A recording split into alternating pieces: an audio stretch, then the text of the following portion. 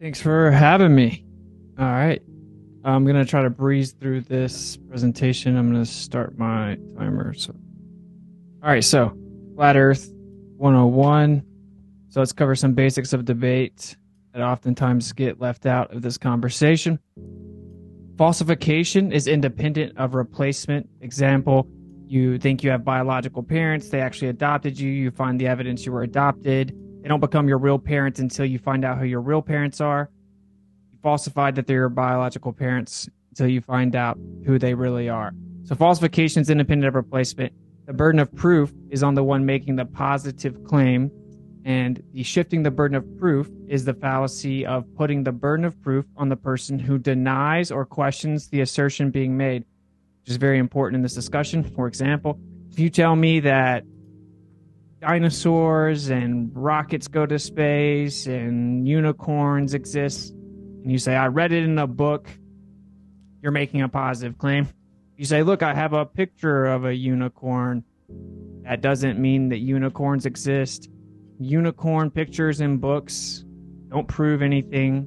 But if you make the positive claim, you have the burden of proof. Oftentimes, what happens is Flat Earth is strawmanned with incredibly egregious and inept representations of the actual position. This is called a strawman fallacy. Why don't you fall off the edge of your space pizza? Attacking a misrepresentation of the other person's argument, which was alluded to in his opener. Another fallacy I hope to avoid is an ad hominem fallacy, attacking the person instead of the argument. Like flat earthers just don't understand basic science. Credentials fallacy pops up a lot, saying, well, your argument can be dismissed because the person asserting the argument doesn't have the proper credentials to make that argument. That's called credentials fallacy. The appeal to majority, an example would be every 7 billion people believe the Earth's a ball, but you think you're right. It's an argument for an unproved conclusion based on the beliefs of a large group of people, which is fallacious. Appealing to the authority of whoever it is that makes the claim is also, of course, a fallacy. All scientists agree. Another one that we get a lot of is poisoning the well, using ad hominem attacks to preemptively discredit the opponent. This is obviously fallacious and inadmissible in intellectual forum.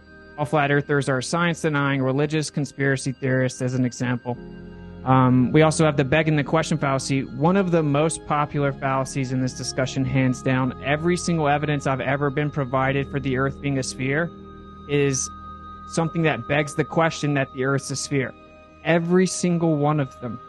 5-6 years into this, I've yet to be given one piece of empirical evidence that supports the globe Earth, void of fallacious reasoning. I honestly don't think it exists at this point. But here's an example. The globe model says the sun goes beneath the Earth, so sunsets prove the Earth's a globe. All right. So, also shifting the burden of proof, which we covered earlier. Say you show me a picture, like he alluded to, of the Earth being a ball from space, and I say, pictures can be faked. I don't buy that. There are replicated clouds all over the place. It's supposed to be a live image every 10 minutes or less. It takes 40 minutes for them to give it to us. I don't believe it. And then you say, prove the images from space are not real. Prove they're fake. You're shifting the burden on the person denying or challenging the positive assertion that that's a picture from a vacuum of the Earth being a ball. Okay, to get into specific this argument, everyone was taught the Earth's a ball from a young age, just like these children here are being indoctrinated with a pseudoscientific globe. This is why everyone here that believes the Earth's a globe believes it. And if anyone's going to be honest, that is why people believe the Earth's a globe. That's why, of course, all flat earthers once believed the Earth was a globe. You were taught that. You were told to make a model of the solar system. Everyone assumes it. Everyone assumes scientists have done it for them. They believe stories like someone navigated and proved it, and they're afraid to go against the majority. They simply blindly believe what they were taught as a child. Therefore, that is the majority positive claim here, as we were all told the Earth is a ball from a young age. So what does the globe Earth claim?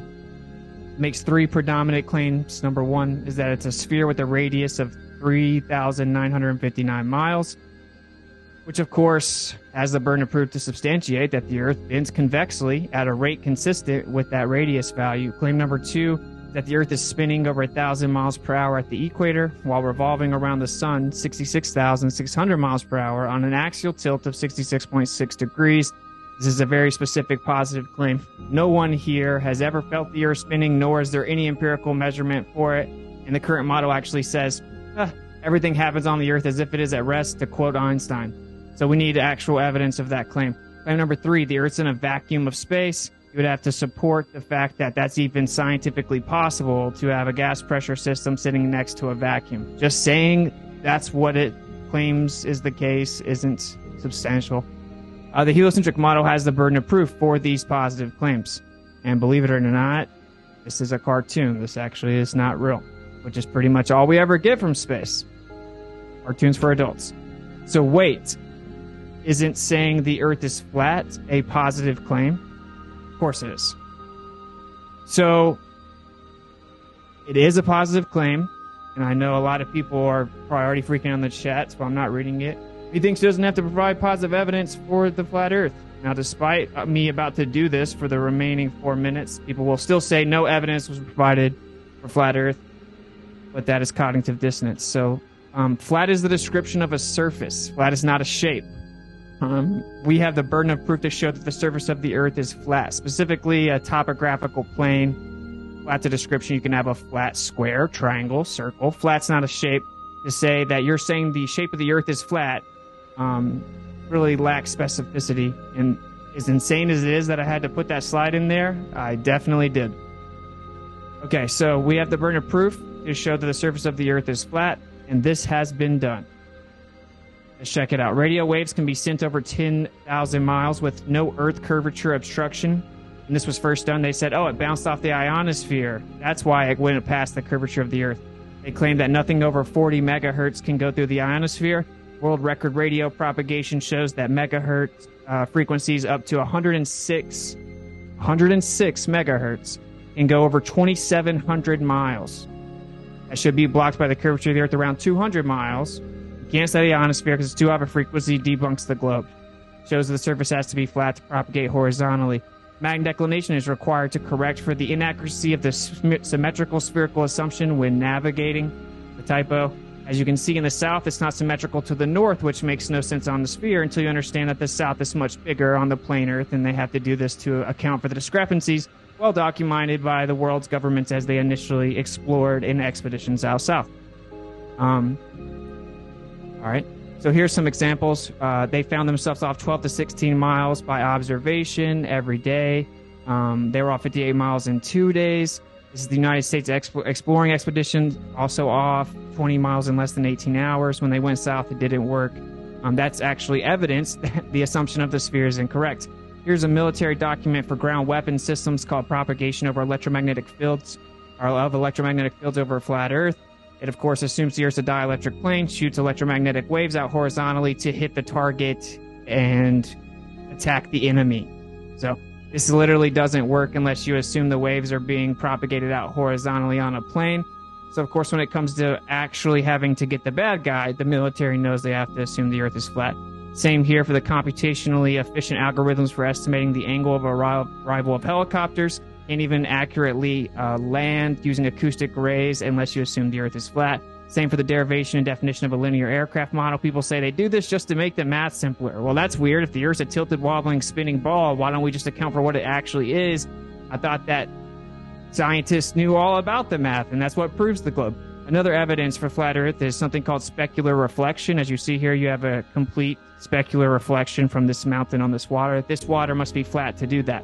Any concavity or convexity to the surface of the water would have a distorted image. It's impossible to have a specular reflection on a body of water that has any convexity. So here's an example of just a little bit of disturbance in the water, showing you that, of course, you do not get a specular reflection unless the water's calm and flat. We see these all over the Earth, over huge stretches, miles and miles of water. Here's an example, or here's it being broken down for you. You have a diffuse reflection whenever the water is not calm and flat. In order to have the actual reflection bounce back up to the observer, it has to be flat.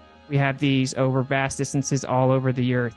Horizon's been seen over 10 times beyond the geometric limitations of the globe, requiring the radius value be over 250,000 miles, a little different than 4,000. Observation 600 miles away, the mountain should be obstructed by 40 miles. So the entire globe model depends on the accuracy of the claimed radius value, everything. Gravity, day and night, everything. The radius value has been falsified. Welcome to Flat Earth. So there you go. There's the positive. This is not real.